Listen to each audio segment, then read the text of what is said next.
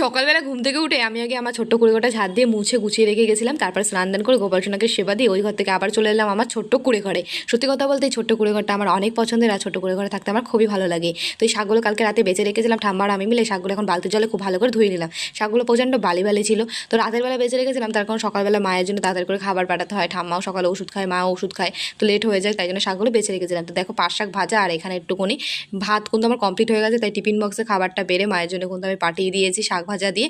তো ঠাম্মা সকালে খিচুড়ি স্কুলে গেছিলো, যেহেতু ভাইপো বাড়ি নেই, তো ভাইপোর খিচুড়িটা দেয় স্কুল থেকে। তো সেই খিচুড়িটা কিন্তু ঠাকুমার আমি সকালে খেয়ে নিয়েছি। তারপর দুপুরে রান্না তো কমপ্লিটই হয়ে গেছে।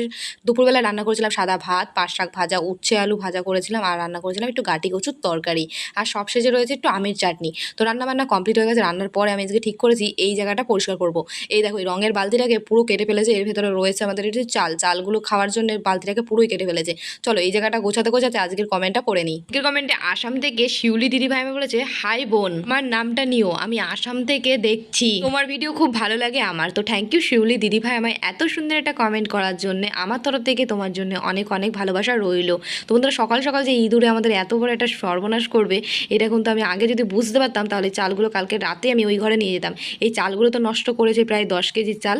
তারপর রয়েছে যে বালতিটা রঙের, এই বালতিটা পুরো কেটে ফেলেছে চালের বালতিটা, আর মাটি মাখিয়ে রেখেছে। তাই চালগুলো খুব ভালো করে ঝেড়ে নিয়ে চলে আসলাম ঘরে। তো টেবিলের ওপরটা আমি মুছে নিয়েছি, আর এইখানটায় কিন্তু খাবার দাবারগুলো আমরা দুপুরে রান্না করেছিলাম সেগুলো নিয়ে এসে টেবিলের ওপরে রেখে দিয়েছি।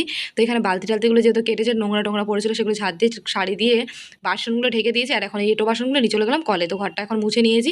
তো যেহেতু বাইরে বসে এখানটায় চালগুলো ঝেড়েছি, তো চালগুলো ঝেড়েছি, চাল টালও পড়ে থাকতে পারে, তাই জায়গাটা ঝাড় দেবো, তাই জন্য জল দিয়ে ধুয়ে নিলাম। তো বন্ধুরা আজকে সকালবেলা বাড়িতে আমার এই কাজগুলোই ছিল। তোমাদের নামগুলো আমাকে তাড়াতাড়ি কমেন্ট করে বলতে একদমই ভুলো না।